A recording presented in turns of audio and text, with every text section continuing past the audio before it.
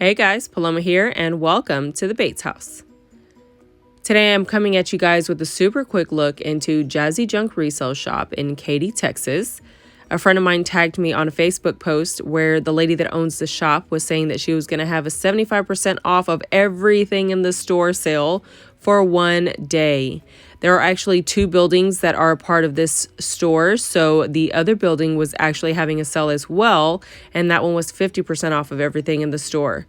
I was so excited. I had never been. I didn't even know this place existed. My friend's been there before, and so when she saw that sale, she was like, I know you want to go because like 75% off, come on.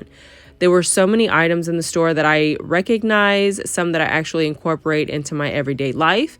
If you're new to the channel, welcome.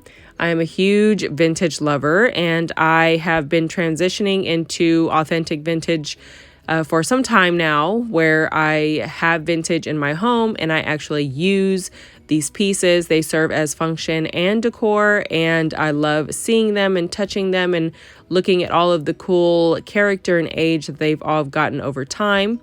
There were a ton of items that I wanted to take, like I just wanted them to have them, but then at the same time I'm like, okay, but do I need to do that? Probably not. So I thought I would find more for my eBay store, but I really just found a lot of things for myself. I definitely want to check it out again. She had super fair prices, but for me, you guys know that my minimum is my max, and I kind of have really high standards for what I pay out of pocket. And a lot of the times I don't want to pay nearly what things cost, and I'll just wait it out to find it at that price. So everything that I have, I paid literally pennies on the dollar for what it actually cost. So if I was going in there for items for my personal collection, would I pay those prices? Actually, yes. She was very fair market, a little under market actually, and you don't have to incorporate shipping and all that. So definitely worth checking out if you are in the Katy area. Just Google map it, because I can't tell every single person how to get there from where they live. Just Google map it and you will find it, and it will be worth the drive. The first item that I picked up was the vintage Sunbeam Mix Master with 12 settings. It came with 4 different items, including a large bowl, the small mixing bowl, the mixing whisk attachment, and then the kneading attachment, and I was in absolute love with it. It was priced at $55, but at 75% off, I paid $13.75. My only concern was, did it work, and how well did it work? Y'all, it's like butter. I was so happy when I turned this beauty on. I gave it an awesome cleanup. I cleaned up in all the cracks and crevices, and it was worth every single penny. It literally sounds like they just put it out yesterday.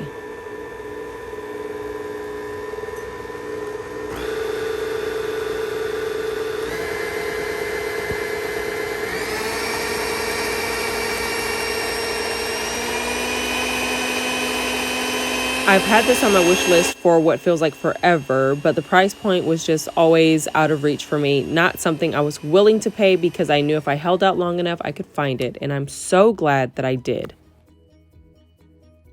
Next is this set of 2 vintage canisters. One is flour and one is sugar.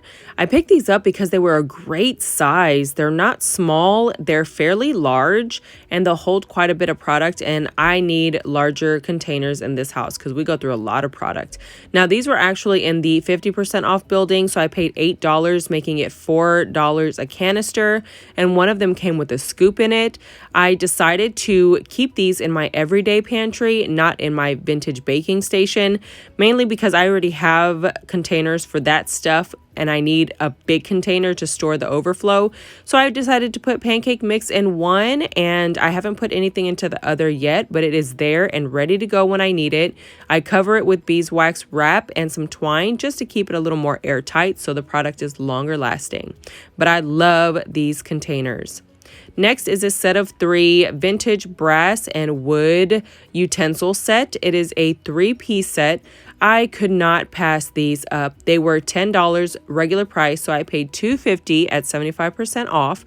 I decided to go ahead and polish them. I was debating on whether or not I should leave them as they were, but I figured they could get some really good patina being used here in our house.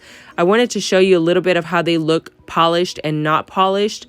I have the tips of them polished, and you can kind of see it side by side with the original patina.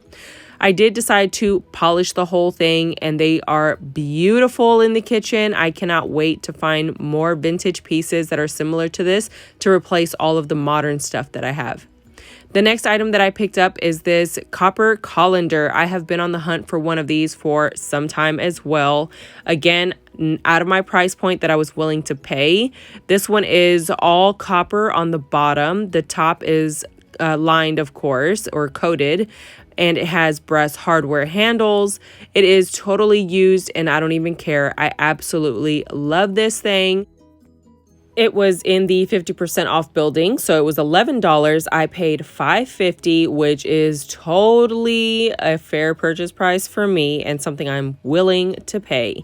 I just hung it up in my kitchen with my everyday reach for pots. Next is this gorgeous shaker. So this one was priced at $12. That means I paid $3 for it, and I don't know why, but this gave me all the Downton Abbey vibes anyone could possibly just want. I have forever wanted one of these because I wanted to change out my modern one for a vintage one. You guys, this thing is gorgeous. It is all the things. Now, unfortunately, it doesn't have a lid, so I'm going to keep it in my baking pantry, which I actually made out of a gun cabinet. A man actually made this by hand to hold 9 guns, and I converted it into my overflow pantry. It was the perfect piece, and I am in absolute love with it because it stores all of the little extras that I need, and that's where I'll be keeping a lot of this stuff. Now, this next item isn't functional. I mean, it could be, but I'm not going to risk it. It is this gorgeous coffee pot. It was regular price $19. I paid $4.75. I decided that it was worth holding on to as a piece of decor in my vintage coffee space. I don't want to risk plugging it. It just looks a little intense for me. I'm not sure about the wiring. I don't know. There's just something that it kind of scares me. So I figured, would I spend $4.75 on a piece of decor for my coffee station? And the answer is yes.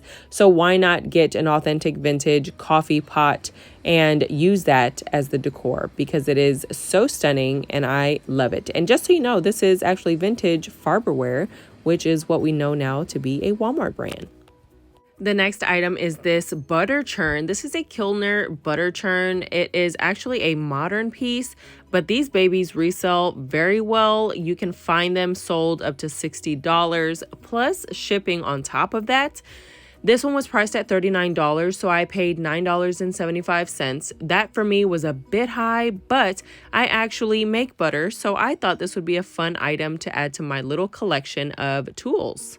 So that is pretty much it for this video. If you enjoyed, go ahead and give it a big thumbs up. Comment down below. Let me know, have you already indulged in all of your Christmas decor? And are you totally ready for the holiday season? I am actually struggling with outside because we did a lot of work to our pool. If you follow me on IG, you saw that. So outside really doesn't have anything going on, unfortunately, but the inside is all decked out. So I am loving this holiday season with all of the gorgeous lights and twinklies. If you're new to the channel, welcome. Don't forget to hit that subscribe button. Also hit the notification bell on your way out to be notified of new videos whenever I do post. For now, guys, that's it for this one, and I'll see you in the next one. Bye!